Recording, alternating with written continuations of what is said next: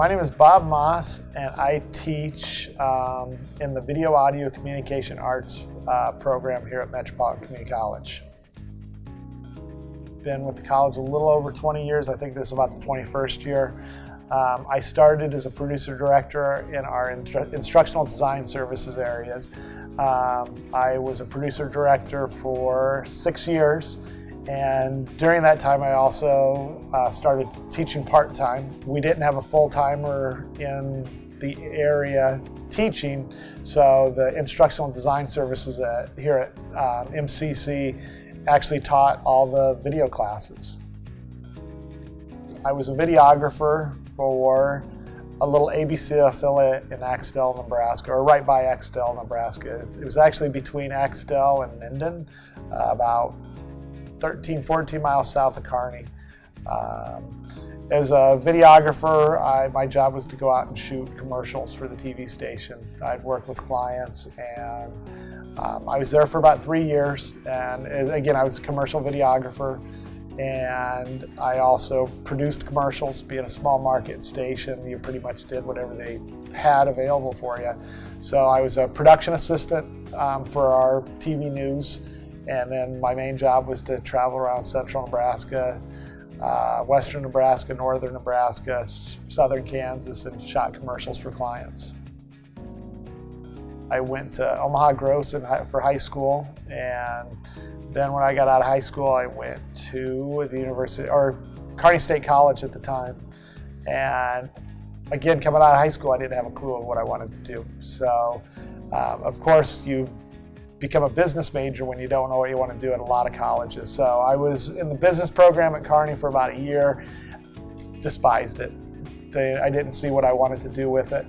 And I loved radio growing up, so I went over to the broadcasting area and started taking radio classes. And that's kind of led to where I was going. So starting with a business degree and going into broadcasting, I have a bachelor's degree in business administration. I have a bachelor's degree in broadcasting with an emphasis in sales and management. So they kind of overlap so much, I just got both degrees. And again, I didn't know what I wanted to do coming out of college. And then through family, friends, and networking, I ended up getting a job right back in Kearney. So 2 months after I graduated, I ended up back in the same town I graduated college from, and got my first opportunity at the TV station. And it was a great opportunity, you know.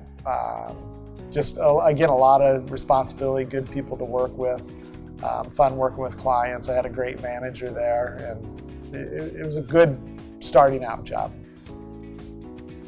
I was looking for a step up in my career, and this is a pretty competitive field. There's a lot of people that want to do it. So I had a lot of applications, resumes out, a stack of, turned down letters where I didn't get jobs. And then, I got a call from Metro when I applied for the producer-director job, and I interviewed, and I got into the instructional design services department. And growing up in Omaha, I really didn't know much about Metro, even though they were our local community college. When I came on my interview, I was kind of blown away because at the time, they had better equipment than the TV station I was working at. That I wasn't expecting to have the opportunity to work with better equipment at the college than I had in the industry. I fell into teaching. There was never a plan to teach. I was the guy that knew how to do everything, and run the equipment, and was willing. So me being a producer-director, I'm kind of a believer of you should do your profession before you teach it, So that's what I did for 9 years before I started teaching. I did video production. I shot, I wrote, I did a little bit of everything. Again, working small market and working in a little corporate industrial education department, you do a little bit of everything. I wrote, I edited, I shot, I did graphics, I did audio, I narrated. I did the one-person show thing. Metro's a great organization. Working with students is a lot of fun. It blows me away the talent that we have coming through here with students. My dream is to go to the Megaplex one of these days and to see a student that had made a big budget movie. And I think if I do it long enough that we have enough talented students coming through here that it's going to happen. I think the students and the people I work with, it's a lot of fun when you're working with talented people and you see light bulbs go off, or you get those kids that's like, wow, they're good. It's going to be fun to watch their careers. I'm in a very technological career where the technology is changing every 6 months, and I love it because I like change that way. When it comes to teaching, I'm very old-fashioned. I love face-to-face, lecture, talk, show the students how to do stuff. I am not that good with phones and different things like that and iPads. Yes, I could put the media on them and I understand them, but I'm a face-to-face person. I would hope they'd have some life skills and career skills to where no matter what they do, they're prepared for it.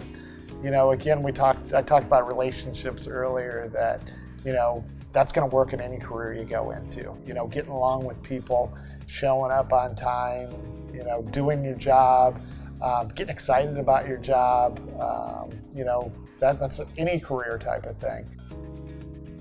I would hope my students would keep in touch with me because I want to see what they're doing in their careers. No matter what they do, I would hope they would consider me a fair instructor and that I encourage them to do more than what they had planned on doing.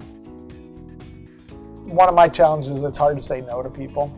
So I bury myself and bury myself and bury myself, and it's, you know, I want to help everybody. I want to do something for everybody, and it gets hard because I get buried with stuff. But that's my own personal problem, not, you know. But that's back to the personality and relationships and things like that.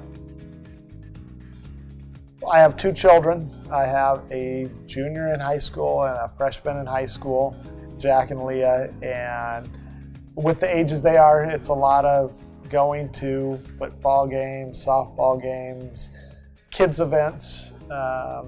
They're pretty good kids, and between me and my wife Shelly, it's a lot of doing what the kids are involved in. We have a lot of good friends that we spend a lot of time with that are close with the family. I went to school with so many kids that they didn't want to take first jobs to get into the field of choice, and I fell into the first job, and you know, without the first job you wouldn't have got the second and third jobs. You know, that they weren't willing to take that entry-level job to get experience. I think that's the biggest hindrance of our students is the 2 years experience. You know, how do you get 2 years experience without working, you know, that piddly job or that first job that you might not like, but you got to get experience somewhere before people are going to put you into higher level positions. I really like my job. I feel like one of the lucky people in the world. I would love to see the program go to new levels. I think we're kind of a first choice in some things for students to choose, but I would love to see that, you know, students saw us as first choice, that, you know, they shouldn't go anywhere else for this. You know, with our affordable tuition and the resources we have, they should come to us first, you know, and then go to a 4-year institution. I think we do what we do better than anybody in the state or the region. I'm Bob Maass, and I teach video, audio, communication arts here at Metropolitan Community College.